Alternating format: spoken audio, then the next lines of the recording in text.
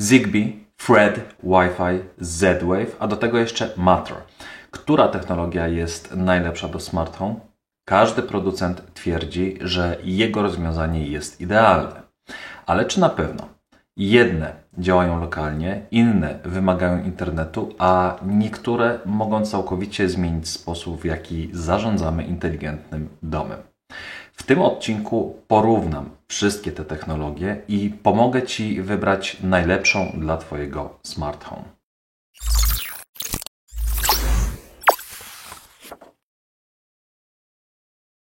Cześć! Z tej strony Michał z kanału DomoSmart, gdzie technologia łączy się z codziennością. Jeśli budujesz smart home albo chcesz, żeby Twój smart home działał po prostu lepiej, musisz wiedzieć jedno.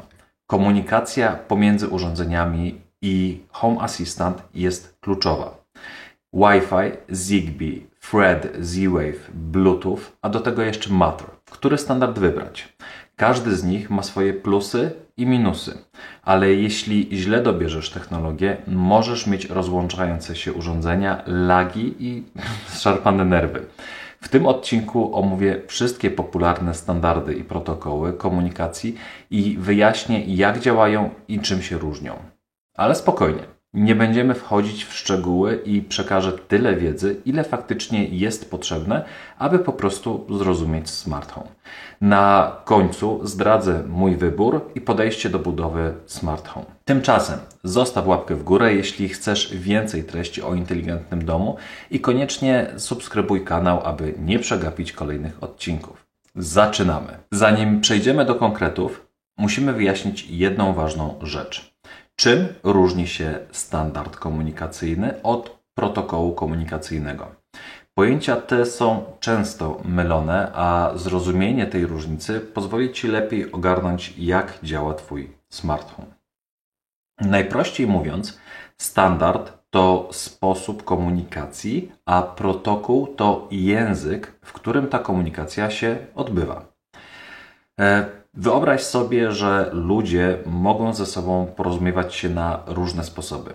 Możemy mówić, pisać, wysyłać emotki albo używać gestów do komunikacji między sobą. To są nasze standardy komunikacji, czyli różne metody przekazywania informacji. Ale w ramach każdego standardu używamy konkretnych języków i zasad tej komunikacji. Przykładowo, mówimy po polsku, angielsku czy japońsku.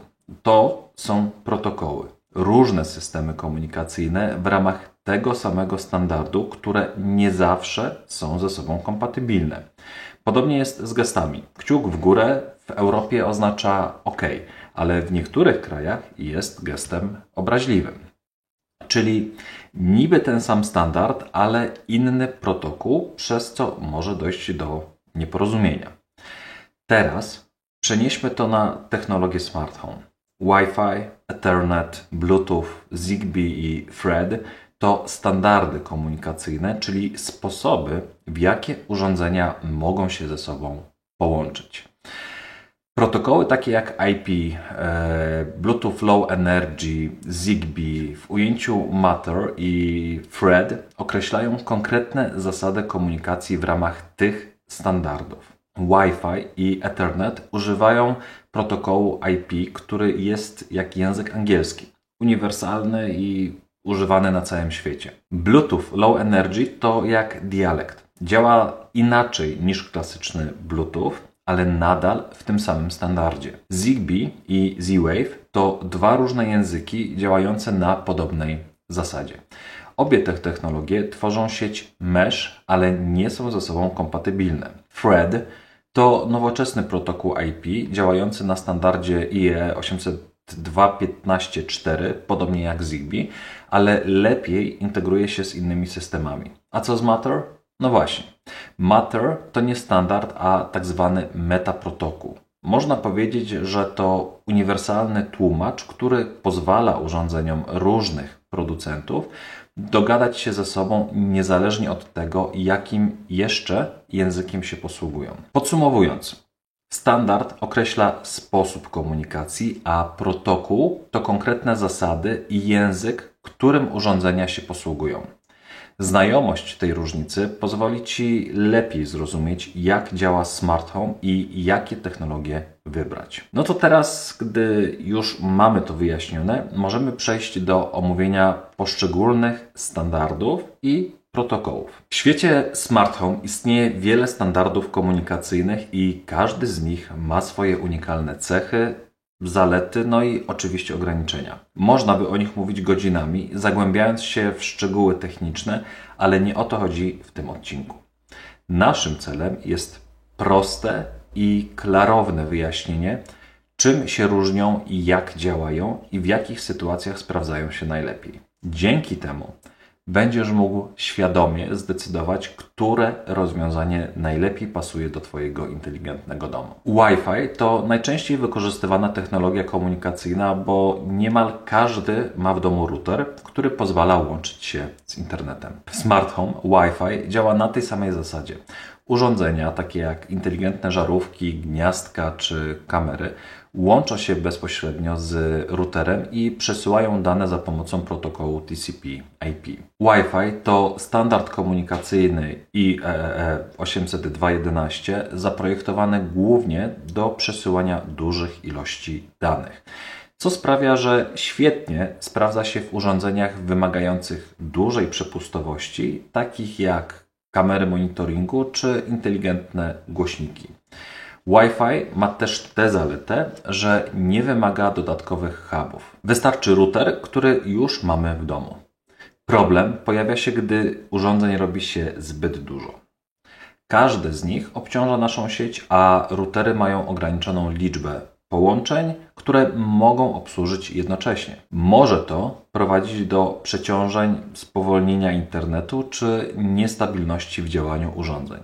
Wi-Fi ma też stosunkowo wysokie zużycie energii, dlatego rzadko stosuje się je w urządzeniach bateryjnych takich jak czujniki ruchu czy kontaktrony. Podsumowując, Wi-Fi sprawdzi się w urządzeniach, które potrzebują dużej przepustowości i stałego podłączenia do zasilania, a jeśli planujemy rozbudowany smart home, warto pomyśleć o technologiach, które lepiej radzą sobie z większą liczbą urządzeń i są bardziej energooszczędne. Bluetooth to technologia, którą większość osób kojarzy głównie ze słuchawkami bezprzewodowymi, smartwatchami czy klawiaturami, ale znajduje też zastosowanie w smart home.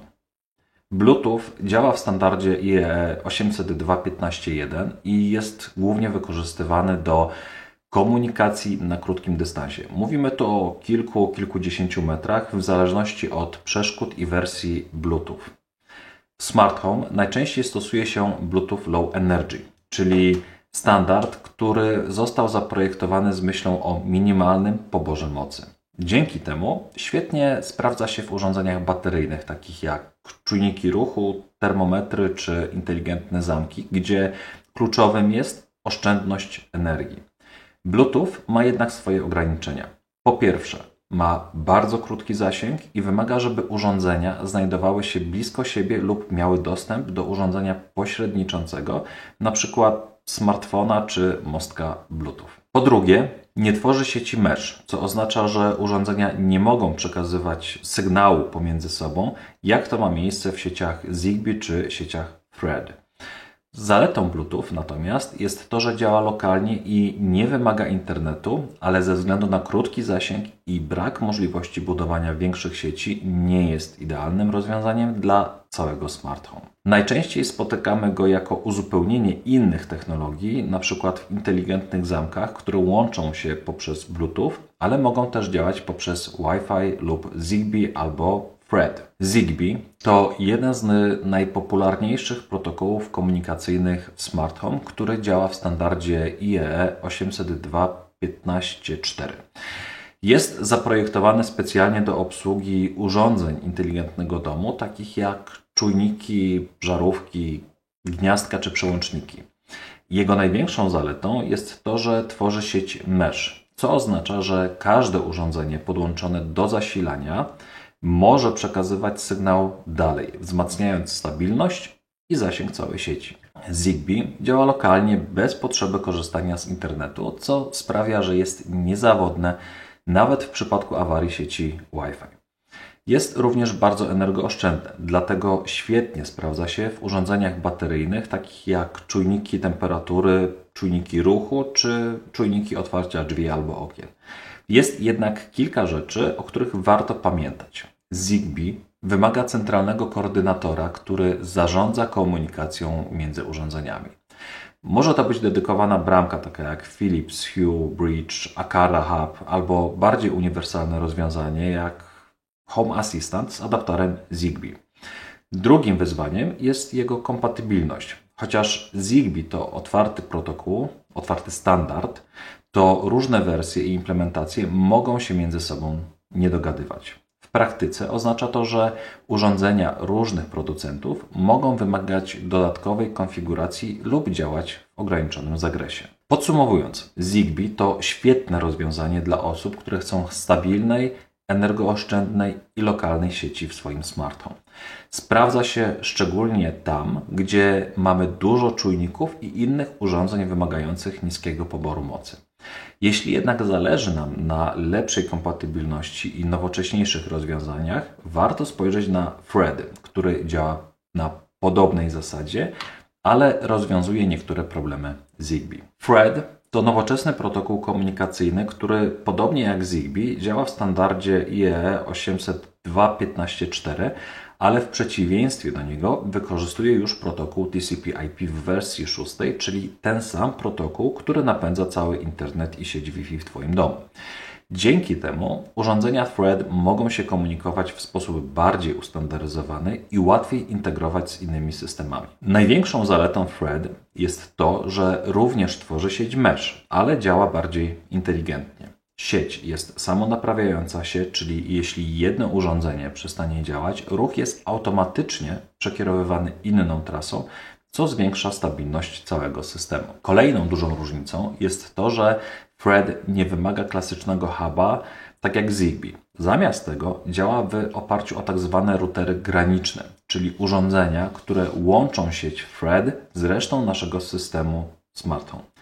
Border routerami mogą być np. HomePod Mini, Aqara Hub M3, Apple TV 4K oraz niektóre routery Wi-Fi. Jednym z największych atutów Thread jest jego pełna kompatybilność z Matter.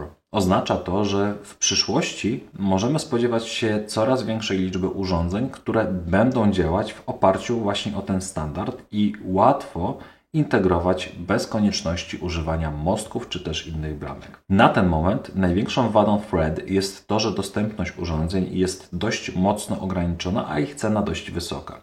Choć coraz więcej producentów wdraża ten protokół, to wciąż nie ma tak szerokiej oferty sprzętu jak w przypadku Zigbee czy Z-Wave. Podsumowując, Thread to przyszłościowa technologia, która eliminuje wiele problemów starszych rozwiązań. Dzięki temu, że jest kompatybilna z Matter i działa na protokole TCP/IP, ma ogromny potencjał, by stać się standardem numer 1 w smart home. Jeżeli dopiero budujesz swój system inteligentnego domu i masz możliwość korzystania z urządzeń Thread, to naprawdę warto zainteresować się właśnie tym standardem. Z-Wave to jeden z bardziej zaawansowanych protokołów komunikacyjnych w smart home, działający na częstotliwościach 908 oraz 868 MHz w zależności od regionu, w którym jest implementowany. Dzięki temu ma lepszy zasięg niż Zigbee i jest mniej podatny na zakłócenia, co sprawia, że świetnie radzi sobie w domach z grubymi ścianami czy wieloma przeszkodami. Jednym z największych atutów Z-Wave jest wysoka kompatybilność. Każde urządzenie przechodzi certyfikację, więc niezależnie od producenta wszystkie sprzęty powinny działać ze sobą bez problemów. W przeciwieństwie do Zigbee, gdzie różne wersje mogą powodować komplikacje. Z-Wave nie jest jednak idealne. Urządzenia Z-Wave są znacznie droższe niż te, które są dostępne na Zigbee, a ich wybór jest znacznie mniejszy. Dodatkowo Z-Wave wymaga dedykowanego huba, tak jak w przypadku Zigbee. Czyli mamy już dwa różne urządzenia.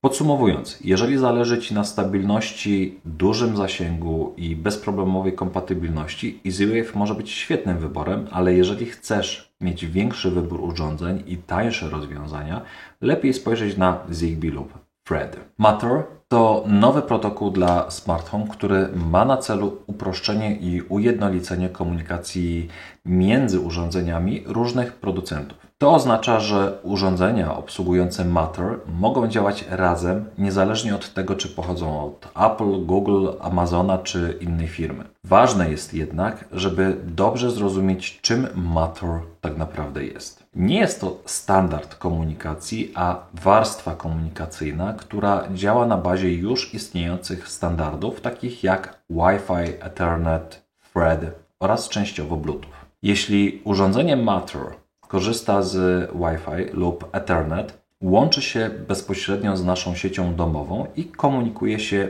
bez potrzeby dodatkowych urządzeń. W przypadku Thread sprawa wygląda nieco inaczej. Thread to standard komunikacyjny oparty na sieci mesh, który wymaga czegoś, co nazywamy border routerem, czyli routerem granicznym.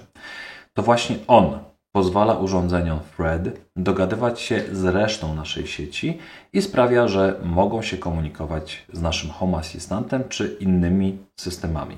Przykładowe urządzenia pełniące rolę border routera to m.in. Aqara M3, HomePod Mini, Apple TV 4K, Google Nest, czy też niektóre routery Wi-Fi obsługujące właśnie sieć Thread. Jeśli chodzi o Bluetooth, Matter wykorzystuje go jedynie do pierwszego parowania urządzeń, a nie do ich codziennej pracy. Po sparowaniu urządzenie przełącza się na Wi-Fi lub Thread, dzięki czemu może działać stabilnie w sieci lokalnej. W kontekście Home Assistant Matter jest już wspierany i daje dość sporą elastyczność. Jeśli mamy urządzenia Matter działające po Wi-Fi albo Ethernet, możemy dodać je do Home Assistant bez żadnych dodatkowych urządzeń. Wystarczy sama integracja wbudowana w Home Assistant. Jeśli jednak urządzenie działa na Thread, to tak jak wcześniej wspomniałem, wymagany jest border router, który pozwoli mu połączyć się z resztą naszego systemu. Warto tutaj wspomnieć, że w ekosystemie Home Assistant jednym z rozwiązań wspierających Matter jest Home Assistant Sky Connect, ale możemy też skorzystać z innych urządzeń pełniących rolę routera granicznego, takich jak Aqara M3 czy urządzenia Apple i Google. Jest z tym trochę konfiguracji w naszym Home Assistancie, ale finalnie jak najbardziej to nam wszystko zadziała. Matter ma kilka kluczowych zalet, które sprawiają, że może stać się standardem przyszłości. Po pierwsze, eliminuje problem zamkniętych ekosystemów, ponieważ pozwala na współpracę urządzeń różnych marek bez konieczności stosowania dodatkowych mostów czy hubów. Po drugie, stawia na lokalną komunikację, co oznacza, że urządzenia mogą działać bez dostępu do internetu. Jest to ogromna zmiana w porównaniu do starszych rozwiązań takich jak Tuya czy Evelink, które uzależnione są od działania w chmurze. Kolejną zaletą jest wysoki poziom bezpieczeństwa, ponieważ Matter wykorzystuje szyfrowanie end-to-end, co sprawia, że dane przesyłane między urządzeniami są dobrze chronione. No i na koniec Matter znacznie ułatwia konfigurację. Zamiast skomplikowanych procedur wystarczy tak naprawdę zeskanować kod QR, a urządzenie automatycznie pojawia się w naszym systemie Smart Home. Ale Matter to nie jest jeszcze technologia idealna. Jego największą wadą jest to, że na razie liczba kompatybilnych urządzeń jest dość ograniczona, chociaż na szczęście cały czas rośnie.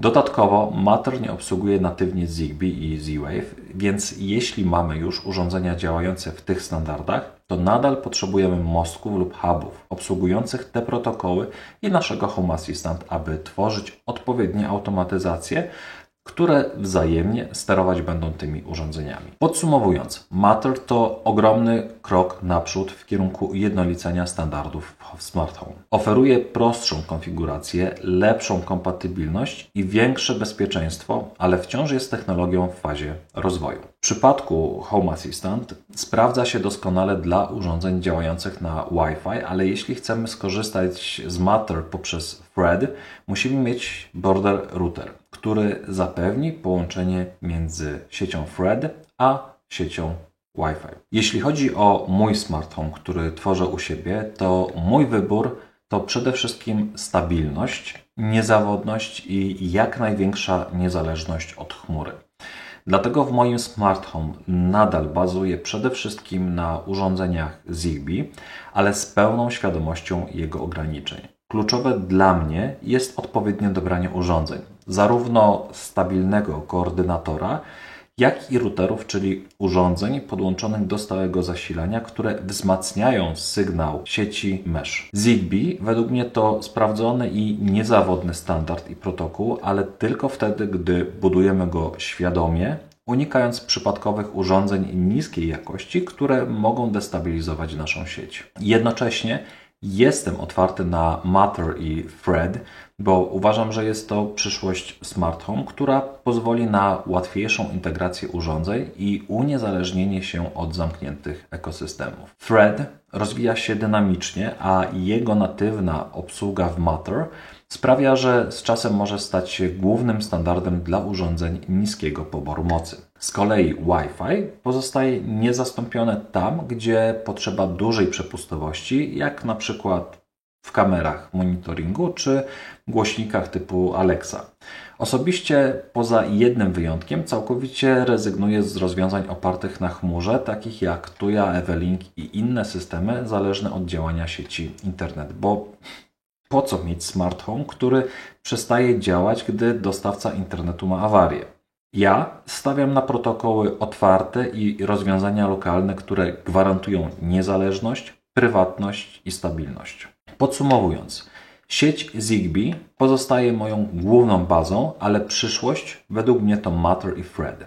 Buduję smart home tak, by działał lokalnie, stabilnie i bez zależności od sieci internet, bo to jedyny chyba sposób na to, żeby mieć pełną kontrolę nad swoim inteligentnym domem. I to by było na tyle. Mam nadzieję, że ten odcinek, dość długi i z dużą ilością teorii, pomógł Ci lepiej zrozumieć różnice między poszczególnymi technologiami i ułatwi wybór odpowiedniego rozwiązania dla Twojego smart home. Każde z tych rzeczy, o których opowiadałem, ma swoje plusy i minusy.